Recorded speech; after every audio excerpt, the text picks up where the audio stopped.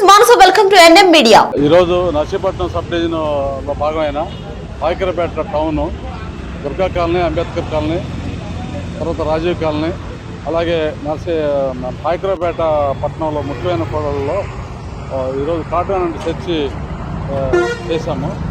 ఈ సందర్భంగా 25 two wheelers, సరైన ధృవపత్రాలు లేని వెహికల్స్, నెంబర్ ప్లేట్స్ లేనివి, ఇవన్నీ కూడా మేము సెక్యూర్ చేసుకుని పోలీస్ స్టేషన్ తీసుకొచ్చాము.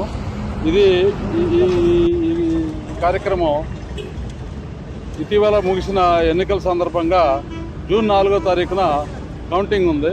కౌంటింగ్ సందర్భంగా ముందస్తు చర్యలు తీసుకునే భాగంలో ఒక కార్యక్రమం ఇది కాటన్ సెర్చ్ చేశాం.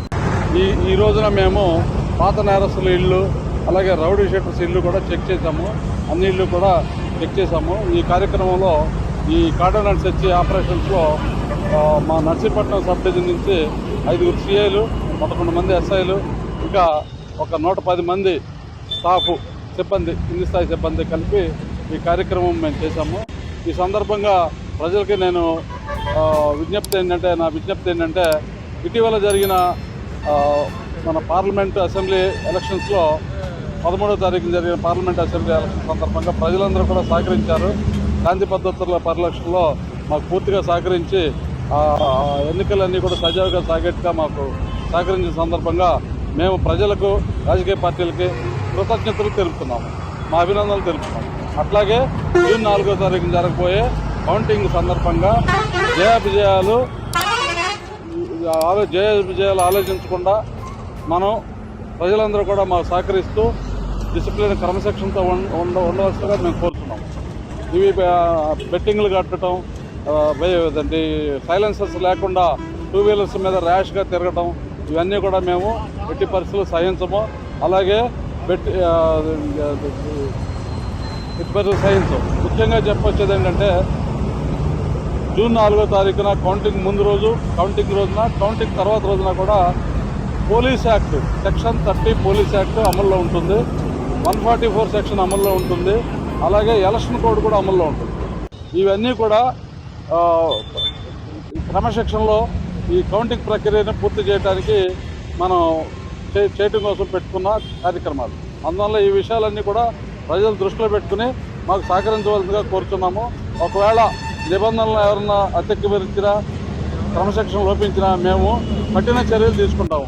ముఖ్యంగా రౌడీ షీటర్స్ అందరూ కూడా ఇళ్ల వరకే పరిమితం అవ్వమని చెప్పి నేను కోరుచున్నాను. ముఖ్యంగా ఆ కౌంటింగ్ పరిసర ప్రాంతాల్లో కానీ, ఈ పబ్లిక్ ప్లేసెస్లో కానీ వచ్చి విచ్చలవిడిగా చేస్తే మటుకి తీవ్రంగా వాళ్ళు శిక్షణ పడతారు. అలాగే చాలామంది ఎలక్షన్ సందర్భంగా 107 బైండ్ ఓవర్, గుడ్ బిహేవియర్ కింద బైండ్ ఓవర్ అయి ఉన్నారు. ఒకవేళ మళ్ళా క్రిమినల్ కేసులో కనుక ఇరుక్కుంటే వాళ్ళ యొక్క ఆస్తులు అటాచ్ చేసేదానికి కానీ రికమెండ్ చేయడం అవుతుంది. ఎవరైతే గుడ్ బిహేవియర్ కింద బైండ్ ఓవర్ అయ్యారో ఎగ్జిక్యూటివ్ మ్యాజిస్ట్రేట్ గారి దగ్గర, ఆర్డీఓ గారి దగ్గర కానీ ఎవరైతే గుడ్ బిహేవియర్ కింద బైండ్ ఓవర్ అయ్యారో వాళ్ళు కనుక మళ్ళా కేసుల్లో కనుక ఇన్వాల్వ్ అయితే మట్టుకి వాళ్ళ యొక్క ఎంతైతే బాండ్కి వాళ్ళు అగ్రిమెంట్ ఇచ్చారో దాన్ని ఫోర్ఫీచర్ చేయడానికి రికమెండ్ చేయడం అవుతుంది. అందువల్ల దయచేసి ప్రజలందరూ కూడా మా సహకరించాలని కోరుతున్నాం. రౌడీ షీటర్లందరూ కూడా ఎవరైతే నేరస్తులు ఉన్నారో వాళ్ళంతా కూడా ఒళ్ళు దగ్గర పెట్టుకుని ఉండవలసి కోరుతున్నాం. అలాగే ఈ ప్రాంతంలో గాంజా, అక్రమ సారా ఇవన్నీ కూడా ఎక్కువ విచ్చలవిడిగా ఉన్నట్టుగా మా దృష్టిలోకి వచ్చింది. ఈ మధ్యకాలంలో మేము చాలా కేసులు పెట్టాము, ఇంకా కేసులు పెడతాం. అలాగే ఎవరైతే నేరాల్లో పాల్గొని ఎవరి మీద అయితే హిస్టరీ షీట్స్ ఓపెన్ కాలేదో వాళ్ళందరి మీద కూడా హిస్టరీ షీట్స్ ఓపెన్ చేయడానికి తగిన చర్యలు తీసుకుంటున్నాము. అలాగే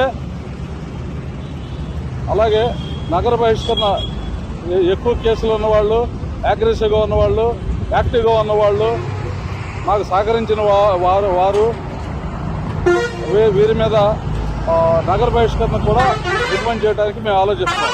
దయచేసి ఈ విషయాలన్నీ కూడా రౌడీ షీటర్స్ ఈ హెచ్చరిక.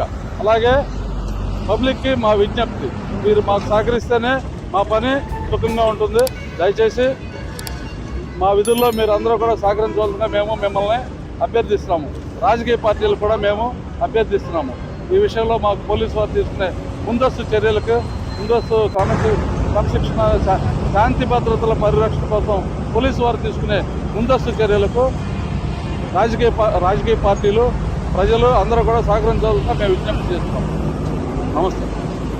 పాయకరావుపేటలో ఈరోజు పాయకరావుపేటలో ఉదయం 5 గంటల కాడి నుంచి 8 గంటల మధ్యలో జరిగిన కాటన్ సర్చ్ కార్యక్రమంలో నర్సీపట్నం సబ్ డివిజన్ సంబంధించిన అధికారులు 5 సిఐలు 11 మంది ఎస్ఐలు మిగిలిన సిబ్బంది అందరూ కూడా పాల్గొన్నారు.